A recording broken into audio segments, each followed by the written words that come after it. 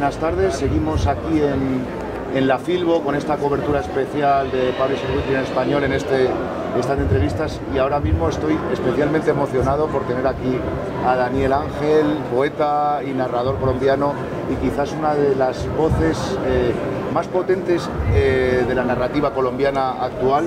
Tenemos aquí Silva. Bueno, lo primero, ¿qué tal estás? ¿Cómo te estás sintiendo en esta Filbo? Lorenzo, muchísimas gracias a todos quienes nos vean, muchísimas gracias por la invitación. Bien, la Feria del Libro de Bogotá es maravillosa, es muy bello ver a tanta gente congregada. Le decía justamente a mi esposa el otro día que ver a tantas personas emocionadas que no pertenecen al medio ni a la industria del libro, porque se abre la Feria del Libro de Bogotá, es muy bello. Los estudiantes, los padres con sus hijos, amas de casa, oficinistas, un montón de gente pues que es muy desprendida regularmente de esto, vienen con sus familias, entonces es muy bello ver la feria siempre llena de personas. Creo que viendo también, como comentas, la feria llena de personas, a mí me sorprendió mucho. Es mi primera Filbo, ver tanto niño, tanto joven apasionado por la literatura o por acercarse a ella. Es importante también comentar tu faceta como profesor o formador en literatura y de artes. Sí. ¿Qué te aporta y qué hay del Daniel Ángel escritor en esa faceta de Daniel Ángel formador? Lorenzo, pues hay varias cosas. Una de ellas que es la que más me apasiona a mí, es poder entregar justamente el amor que yo siento por la literatura, por los libros. De una u otra forma fue la literatura y la lectura la que me salvaron la vida, lo digo siempre así, aunque suene hiperbólico, bueno, aunque qué escritor no es hiperbólico, pero pues lo digo de ese modo porque pues yo fui un niño solitario y encontré pues en los libros como una guía para sobrevivir. Sí, es como un manual de sobrevivencia la literatura para mí. Lo que intento pues es infundir también en mis estudiantes, sean grandes o pequeños, este amor, esta pasión por la literatura. Y yo lo aprendo todo porque pues a pesar de que yo dicto talleres teórico-prácticos de creación literaria, especialmente del género de la narrativa, esto es un universo inabarcable, es inasible, nunca podremos conocerlo todo, y en ese sentido el contacto con los estudiantes, las voces distintas que ellos van creando en los talleres, pues alimentan mucho también mi oficio como escritor. Entonces se complementan muy bien las dos formas, porque además mientras yo voy preparando clase y voy dando la clase, también digamos que voy revisando y escudriñando mis textos y los textos de los demás. Voy a recoger tus palabras de ese niño para hacer un poco referencia a Silva, ¿no? Hablas de cómo te apoyas a la literatura, cómo desde niño la literatura, y aquí tenemos Silva, ¿no? Una novela sobre la figura de José Asunción Silva, una novela, o sea, literatura sobre literatura. Ajá. ¿Cuánto te ha marcado en tu forma de escribir José Asunción Silva, y cómo te han marcado también esos poetas negacionistas? Todo. Con José Asunción Silva hay una relación muy estrecha, querido Lorenzo, porque imagínate que yo estudié en un colegio, el colegio más antiguo de Colombia, se llama el Colegio Mayor de San Bartolomé, que queda ubicado en la Plaza de Bolívar, muy cerca de la casa en donde murió José Asunción Silva. Entonces desde muy pequeño yo iba a la casa, recorría sus pasillos, sus salones, en las que hay biblioteca, hay una fonoteca muy bella también, muy rica, y yo iba varias veces. Y cuando tenía 15 años yo gané un premio distrital de poesía, y a los 17 volví a ganar un premio nacional de poesía en la Casa de Poesía Silva. Y dentro de los premios, cuando yo era muy pequeño, me dieron un libro que se llama Silva en el colegio, y desde pequeño conocí la figura de Silva y conocí la poesía, y fue una poesía que a mí me cautivó muchísimo, y empecé a leer muy joven sobre la vida y la obra de José Asunción, su novela, sus notas periodísticas llamadas Las Gotas Amargas, y de una u otra forma yo sentí que todo lo que yo quería decir, las sensaciones que yo tenía sobre la fría Bogotá, sobre la desolación, sobre esos primeros amores no correspondidos e imposibles, los decía Silva en su obra. Entonces fue una relación estrecha, fue una relación muy como amor a primera vista, y a la medida en que fui creciendo, pues sentí también que tenía como una especie de promesa con él, de reconstruir su figura, una figura pues que que lo que hemos hecho los colombianos, que somos expertos, bueno, yo creo que toda la humanidad, en esa historia oficial, cimentarla de una forma pues casi santa, ¿no? del Silva. Y lo que yo quise hacer fue transformar esa figura de él. Tu narrativa, como buen poeta que también eres, tiene mucho de poesía, ¿no? Te preguntaba antes, ¿los poetas negacionistas, o sea, influyen mucho en tu obra? Total. El negacionismo fue un movimiento poético al que yo entré cuando yo tenía 18 años. Y pues ellos ya eran más grandes, ellos ya iban por los 25, 26 años.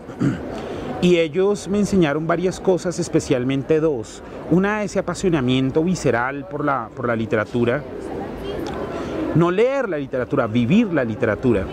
Y otra cosa, ser muy crítico y muy exacto con el texto literario. Entonces hacíamos unos talleres con los poetas negacionistas y nos sentábamos tardes enteras a hacer revisión de nuestros textos y aprendí entonces el buen oficio de ser concreto, de utilizar la palabra precisa en el texto, y pues a ellos les debo muchas cosas porque yo empecé a escribir muy joven y claro, pues los tropiezos de la escritura son bastantes y son muy bellos porque yo siempre les digo a mis estudiantes, a mis amigos, yo siempre les digo, hay dos tipos de escritores, el que es publicado y el que no es publicado. La única diferencia, el que es publicado es el que más fracasa, el que más borra, el que más reescribe, el que más rearma su trabajo, el que más descree cuando está corrigiendo. Esa es la diferencia, pero es el que más fracasa, el que publica. Por eso el otro día, no sé, es que no me acuerdo qué autor me comentaba, decía que hay más aprendizaje en las hojas rotas que en las novelas publicadas. Total, yo tuve que escribir alrededor de 1200 páginas para aprender a escribir 50, bien. 50 que tuvieran un orden, que tuviera una estructura, que tuviera que la trama estuviera muy bien cimentada, donde los personajes estuvieran transformándose, pero tuve que escribir muchísimo y botar todo eso. Vuelvo a Silva un segundito, porque me parece una cosa, yo sé que tú eres narrador, que eres poeta, cuando te acercas a la figura de Silva, ¿no tienes la tentación de escribir una obra de no ficción?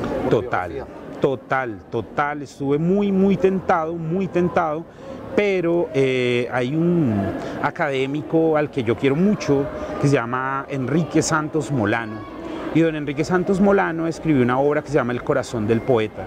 Es una obra de 1400 páginas que es la biografía de José Asunción Silva.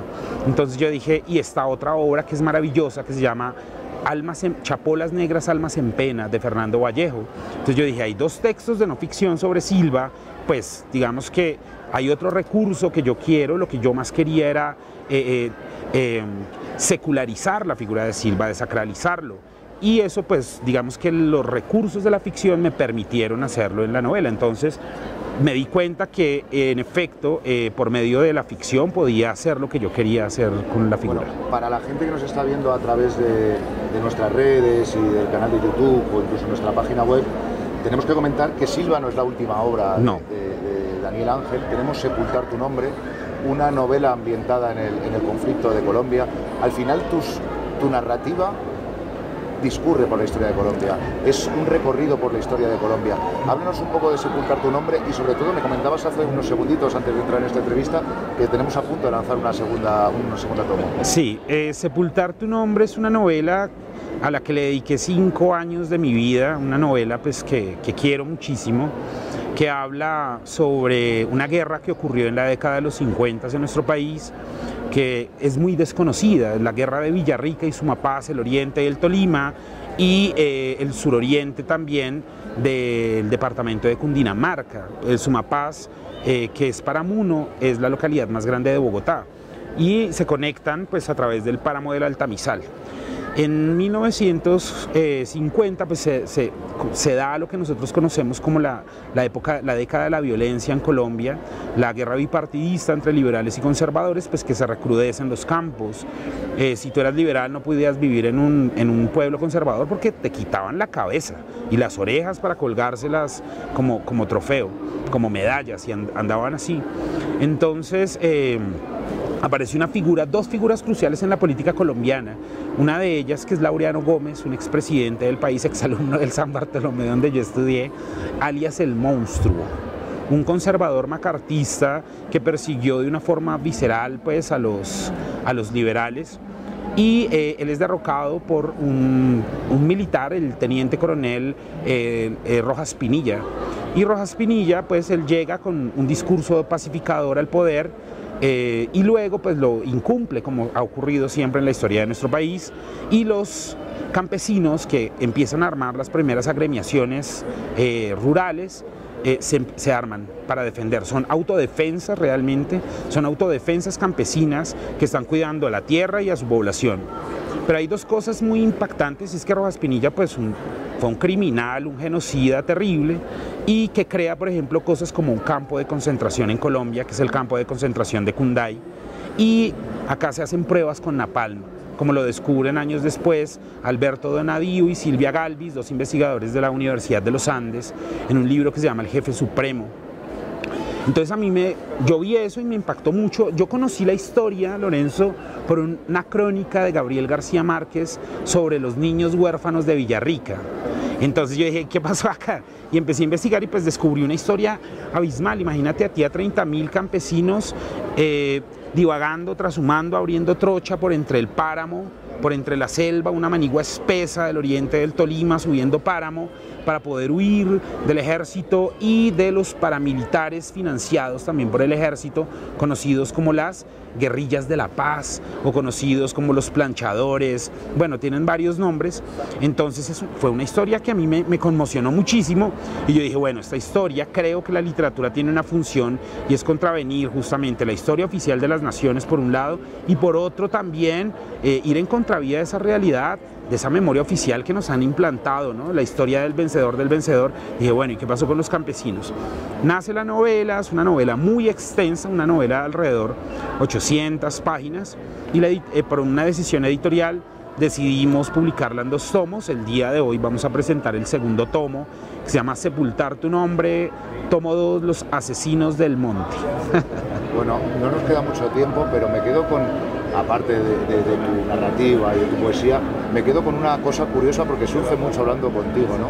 Cómo la literatura y la crónica, que en Colombia es un país, sí, digamos, número 1 en crónica, hay que olvidar García Márquez, sí, no, en el primer nivel, ¿no? Cómo surte y cómo genera nueva narrativa, cómo genera nueva crónica. Tú estás trabajando con jóvenes estudiantes que también quieren dedicarse a este oficio, y la historia de Colombia, ¿no? Un poco. Sí. En este sentido, una pregunta última que me llega, ¿no? Como la historia, digamos, local, y yo como periodista siempre entiendes que la cercanía es un buen punto para atraer al lector, ¿qué tiene la historia colombiana y la narrativa colombiana para trascender fronteras? Porque entiendo que, soy consciente, yo he leído este libro y lo he leído antes de saber que te iba a entrevistar y me ha hecho muchísima ilusión. Qué alegría. ¿No? Es un poco, ¿qué es lo que tiene la narrativa colombiana para trascender, internacionalizarse con tanta facilidad?